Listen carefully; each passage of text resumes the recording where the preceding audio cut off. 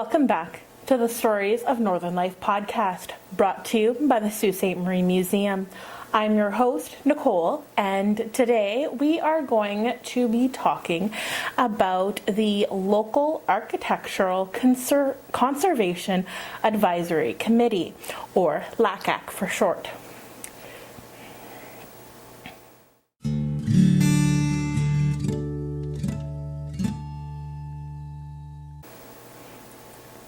So, what is LACAC? Well, it is the Local Architectural Conservation Advisory Committees, and these were established all across Ontario after the Ontario Heritage Act was enacted in 1974.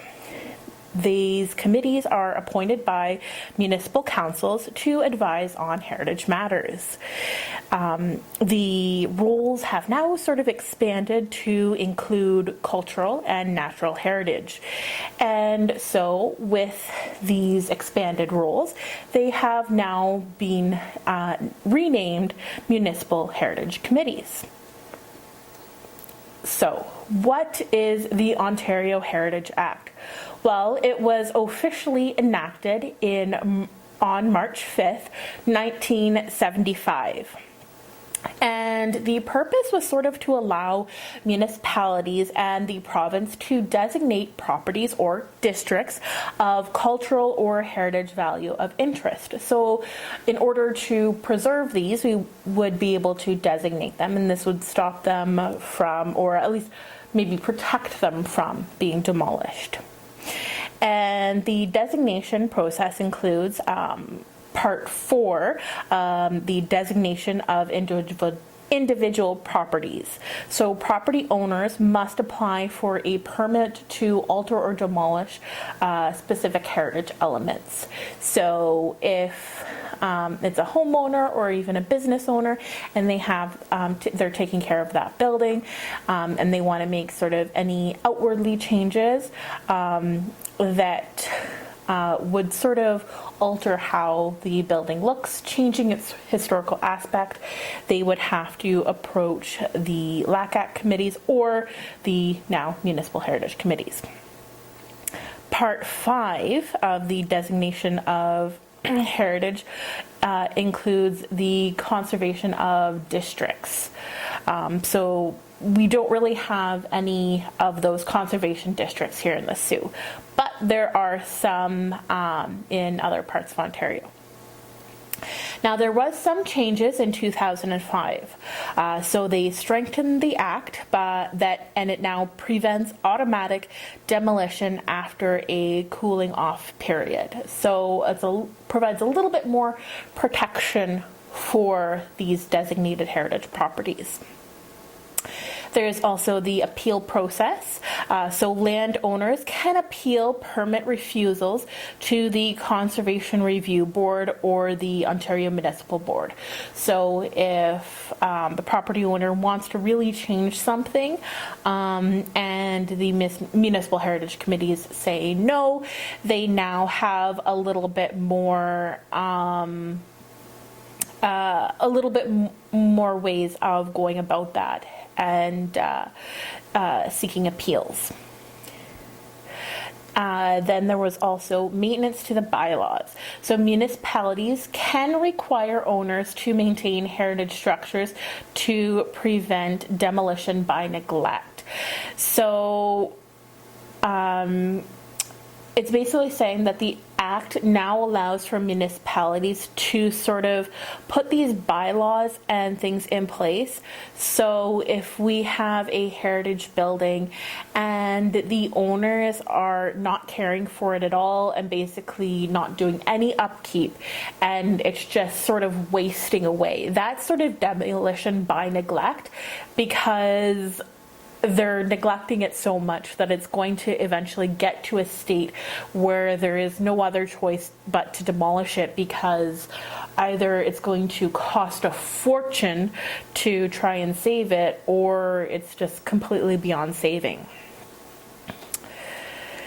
Now, there are some heritage designation challenges. So sometimes there is criticism. So some property owners and developers feel their rights are compromised with this. So there are some times where when we are going to designate a heritage property, we have to get approval from the property owner to do so.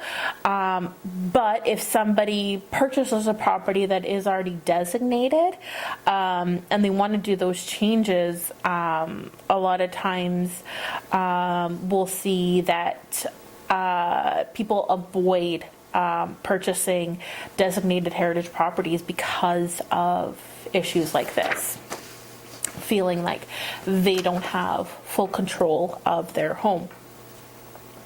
Now, there is also the market impact. So there's concerns about the difficulty in selling or developing these designated properties. So that's sort of what I was saying, where if you don't feel you have control of your property, it's sort of then going to be hard to convince somebody else to buy it. So a lot of these properties you'll see being on the market for a little bit longer than normal, perhaps maybe because they have a higher price tag, because they are sort of that historical home or historical building, so people sometimes put a higher price tag on it, or just the fact that there are now these guidelines in buying the home. You have to follow these set of rules. So those are just some of the challenges that are faced with heritage properties. Now let's look at a couple of specific cases. So in Ottawa, they are reviewing properties in Old Ottawa East and Old Ottawa South for heritage value. And so this is looking at sort of neighborhoods that would be of historical interest, so seeing which homes are still or buildings are around in that area that would be part of that original settlement to be designated. Then also in Rockcliffe Park, it became a heritage conservation district. So here is a one of those districts. So in 2016, they did designate this whole sort of conservation area, protecting the area's park-like qualities. And one area that we could perhaps say is the closest thing we might have to a designated district would be if you think of maybe the old Queen Street Cemetery, as it is more of a park-like area than it is a specific building. So it's not exactly the same, but it's kind of the closest example we have here in the Sioux. So now there are some mixed experiences with municipal heritage committees, the old LACAC committees. So with the municipal authority, some municipalities have used their authority to delay development proposals. So maybe in some of the other areas, they have used these designations to sort of their advantage, or using it to sort of delay that development. Also, church properties come into conflict between the religious beliefs and heritage preservation. So you want to sort of preserve that old architecture, because some of the old churches have very unique architecture, so we want to preserve that. And sometimes there is also that cultural aspect that we want to preserve as well. And sometimes it's hard with churches because they still want to have control of their building, to change it around, and so that there are a little bit troubles with that, but we haven't come into too many difficulties with designating any of the churches here. We haven't really come into conflict with any of our local denominations. Then there is also the federal jurisdiction. So there's issues with properties under federal control, such as banks and railways. So some properties, because they are under the federal sort of authority, they are harder to designate. So if you think of the old courthouse, that is one of our designated properties. However, because it is a provincial property, it's okay because it falls under the Ontario Heritage Act. So that's still under the provincial. But if we wanted to designate a federal property, such as, like, say, railways, here we have so many old historic railways here, it's not really under the purview of the Municipal Heritage Committee or the Ontario Heritage Act. That would be a federal designation that you get. So there are still places where they can be federally designated as well. And with the Ontario Heritage Act, we also have the Ontario Heritage Act Register. And so its purpose is a central repository of legal documents related to heritage properties. So its functions are as a public research tool. So the public can research what buildings are designated. It's also a backup for the official records. And there are comparables for heritage identification and evaluation. It's also helping spread awareness of heritage conservation. And lastly, ensuring heritage properties are considered according to the Ontario Heritage Act procedures. So that's sort of a little general purview of the old LACAC, which then became municipal heritage committees, who all fall under the Ontario Heritage Act. But let's look at our LACAC here in the Sioux and how it got started. So in 1976, there began to be discussions around sort of setting up a committee here and being able to designate some of our heritage properties. Harold Brain, the city commissioner of Parks and Recreation at the time, told city council that they can appoint a local architectural conservation advisory committee to help with the discussions of designating historic buildings to save them. And so by sort of officially designating a LACAC board, you're able to then fall under the purview of the Ontario Heritage Act. So that's why it was important to establish this LACAC group, so that it would fall under the Ontario Heritage Act and these buildings could be properly saved. So then in 1977, the Historic Sites Board was given the authority to select buildings for designation. And in January of that year, City Council appointed the Historic Sites Board to serve as the Sioux's local architectural conservation advisory committee. Their job was to evaluate properties for protection under the Ontario Heritage Act. To designate a building, the city had to notify the owner of the building of its intentions and advertise the proposed designation and the reason for it. So this is pretty much sort of the same thing how it goes today, where if the Municipal Heritage Committee is looking to designate a heritage property, they have to signal their intentions to the property owner if it wasn't the property owner themselves that put forth the heritage designation. Some of the first buildings they were looking to designate were things like the Old Stone House, the old Abitibi Paper Company office, Bishopshurst, Precious Blood Cathedral, Upton House, the old Ship Canal House, and also 763 Wellington Street East. Over the years, they released stories on the properties up for designation in the Sioux Star. So they featured places like the Old Stone House, Bishop Fouquier Chapel, and the Pulp and Paper Office.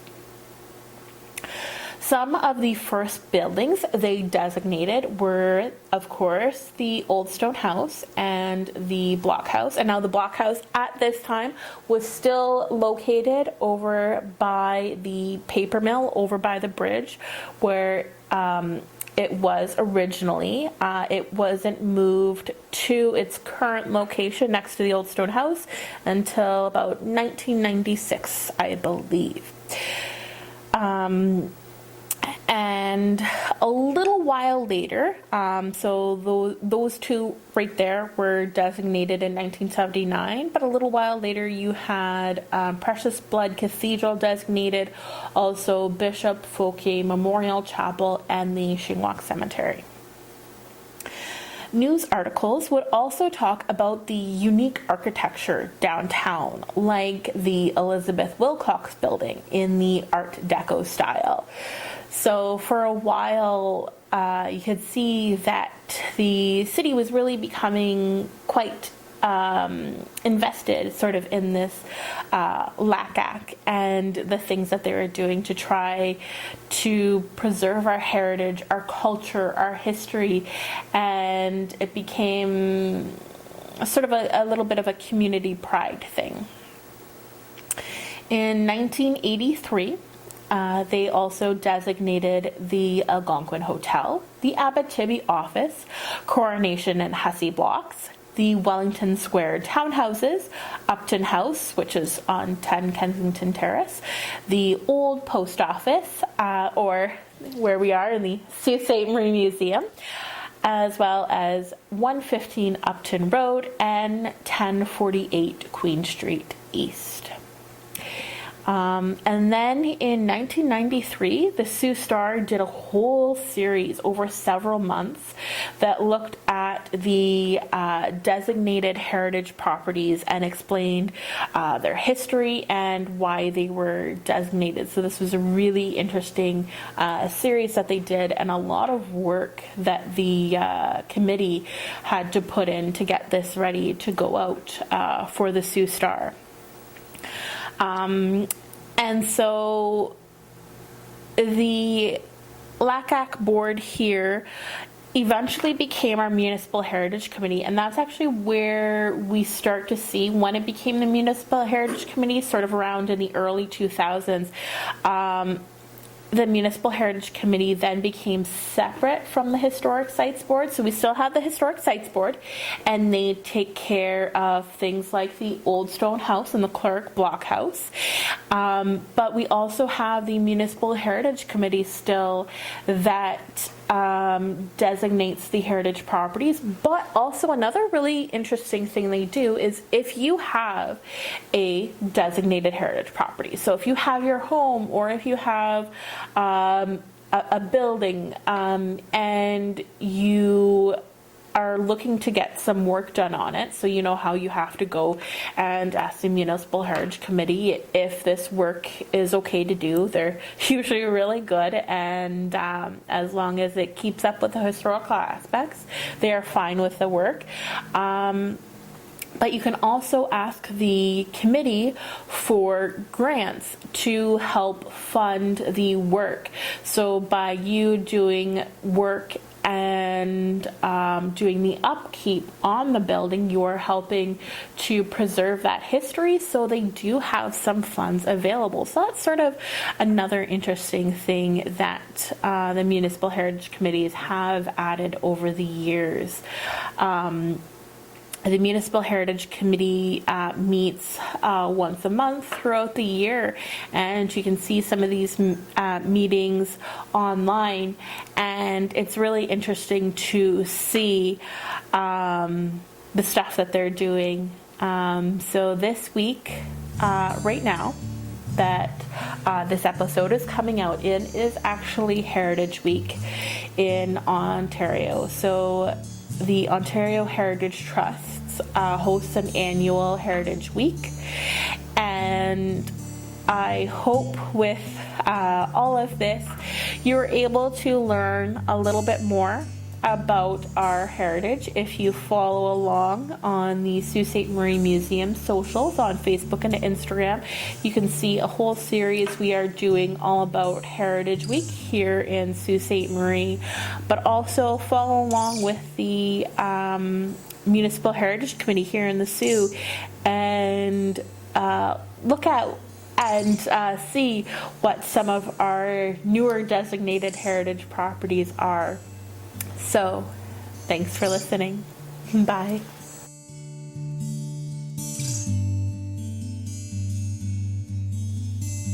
Have you been to your local museum lately? Visit us at the Sault Ste. Marie Museum, located in downtown Sault Ste. Marie, the one with the big clock tower on the top. Our hours of operation are 10 a.m. to 4 p.m. Tuesday to Saturday. We have 3 floors of exhibits that we constantly work on updating. The whole family is welcome, as we have activity sheets and scavenger hunts with prizes for every kiddo, a discovery gallery full of hands-on learning, and more interactive elements scattered throughout the museum. And don't forget to come say hi and let us know you're a listener of the podcast. Hi, I'm J.L. Fizzell, and I write and publish poetry inspired by nature and the art of being human. These are some of my words. This next poem I'm about to read you is from my 4th book, Human Nature, and it's called Harmonies. These melodies in our soul are not in standard tuning, and we may have taken a while to find our rhythm, but boy, was it worth these harmonies. I hope that this poem took you somewhere inside yourself that you needed to go. You can listen to my story here on the Stories of Northern Life podcast. Links are in the show notes.